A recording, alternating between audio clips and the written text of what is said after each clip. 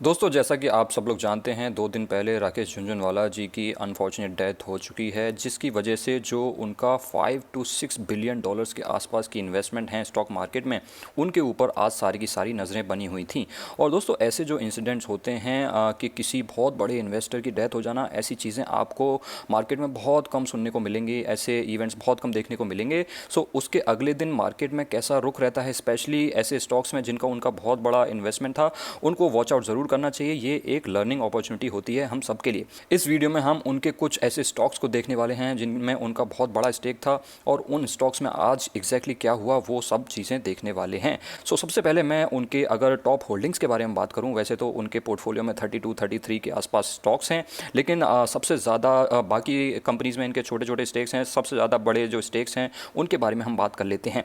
अब इसमें हमें मेरे हिसाब से परसेंटेज टर्म्स में ज़्यादा देखना चाहिए रादर दैन टोटल वैल्यू, क्योंकि बहुत बड़ी कंपनी में इवन 0.5% टोटल वैल्यू बहुत ज़्यादा हो सकती है, जबकि छोटी कंपनी में 10% भी बहुत कम हो सकती है। इसीलिए मेरे हिसाब से इसमें हमें देखना चाहिए कि परसेंटेज स्टेक किसमें है। अब टाइटन में आप देखें तो 4% का स्टेक है, स्टार हेल्थ में 14.4% का स्टेक है, उसके अलावा फोर्टिस में 4% का है, नज़ारा टेक्नोलॉजी में 10% का है, आप रेलीज इंडिया में देखेंगे तो 7% का है, और आप यस ये सब एक एपी टेक में है 12.3% का स्टेक। आप देख सकते हैं 12% है, तभी भी 118 करोड़ की ही इन्वेस्टमेंट है। सो मेरे हिसाब से परसेंटेज टर्म्स में इस चीज़ को हमें देखना चाहिए। तो हम इनमें से जो सबसे ज़्यादा परसेंटेज वाले स्टॉक्स हैं उनको देखते हैं कि आज उन स्टॉक्स में हुआ क्या एग्जैक्टली, क्या वो गिरे या बढ़े, एग्जैक्टली क्या हुआ, चलिए वो देखते हैं। सबसे पहले देखते हैं एपी टेक, जिसमें 12% का स्टेक था। उसमें आप देख सकते हैं एक गैप डाउन ओपनिंग होती है और उसके बाद रिकवरी के बाद स्टॉक ऑलमोस्ट फ्लैट ही बंद हुआ है। अगर हम बात करें टाइटन की, जो कि बहुत मल्टी बैगर रहा है राकेश झुनझुनवाला जी के लिए, बहुत ज़्यादा पैसा कमा करके दिया है टाइटन ने उनको, और आज उसमें भी थोड़ी सी गैप डाउन ओपनिंग होती है, बहुत छोटी सी, कोई ज़्यादा बड़ी गैप डाउन ओपनिंग नहीं थी, 2460 के आसपास। अल्टीमेटली क्लोजिंग ग्रीन में हुई है, 0.7% के आसपास की क्लोजिंग हुई है, और आज मार्केट भी 0.7% 0.6% के आसपास भागी है। So I think in line with the market है, कोई ऐसा बड़ा मूव नहीं है इसमें जिससे आप कह सकें कि उनकी डेथ की वजह से इसमें कोई ज़्यादा असर पड़ा है स्टॉक में। अगर आप बात करें स्टार हेल्थ की, जिसमें बहुत बड़ा स्टेक है राकेश झुनझुनवाला जी का, उसमें भी आप देखें एक गैप डाउन ओपनिंग तो हुई थी यहाँ पे, इसको आप सेंटीमेंटल गैप डाउन कह सकते हैं या किसी वजह से कह सकते हैं, बट ये सारी चीज़ें सस्टेनेबल नहीं हैं। आप इसमें भी देख सकते हैं अल्टीमेटली ग्रीन में क्लोजिंग हुई है। और अगर हम बात करें नज़ारा टेक्नोलॉजी की, इसमें भी अच्छा खासा स्टेक है, इसमें तो गैप डाउन ओपनिंग होने के बाद सारी सारी रिकवरी हो जाती है, अल्टीमेटली क्लोजिंग 2.6% की तेज़ी के साथ हुई है।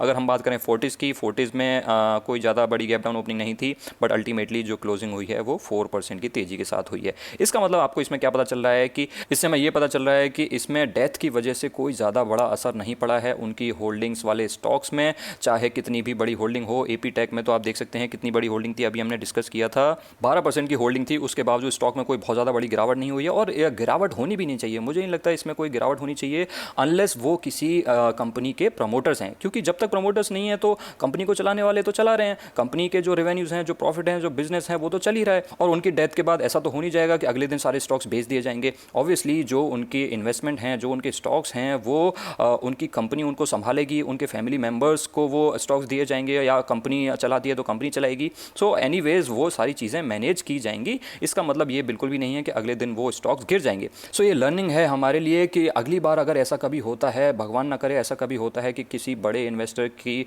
कोई डेथ या कुछ होता है, तो आपको ये इंसिडेंट याद आ जाए कि पिछली बार राकेश झुनझुनवाला जी के टाइम पे क्या हुआ था। इससे आप पहले ही प्रिपेयर्ड रहोगे और कोई भी गलत डिसीजन नहीं लोगे। सो ऐसे ही पास्ट एक्सपीरियंसेस से हम सीखते हैं आगे आने वाली मार्केट में, आगे आने वाले टाइम में। सो इससे हमें ये सीख मिलती है। दूसरा जो मैं आपके साथ डिस्कस कर रहा था कि अगर ये प्रमोटर होते किसी कंपनी के, जैसे कि अलास्का एयरलाइंस जो है, जो इनकी अभी नई कंपनी चलाई थी उन्होंने एज अ प्रमोटर, उसमें ये प्रमोटर थे। अगर अलास्का लिस्टेड होती, अलास्का एयरलाइंस लिस्टेड होती, तो येस अलास्का में डेफिनेटली असर पड़ सकता था। वैसे ही अगर जो जितनी भी लिस्टेड कंपनीज हैं उनके प्रमोटर्स के साथ बाई चांस कुछ होता है तो वहाँ पे आपको असर देखने को मिल सकता है। लेकिन बाकी कंपनीज में झुनझुनवाला जी एज एन इन्वेस्टर थे और मैनेजमेंट में उनका कोई ज़्यादा बड़ा कॉन्ट्रीब्यूशन नहीं था। उसकी वजह से जो आपको रिएक्शन देखने को मिला है वो मार्केट की वजह से ही है। सारा का सारा रिएक्शन उनकी डेथ की वजह से किसी में तेज़ी या किसी में गिरावट आई है, ऐसा बिल्कुल भी नज़र नहीं आ रहा है।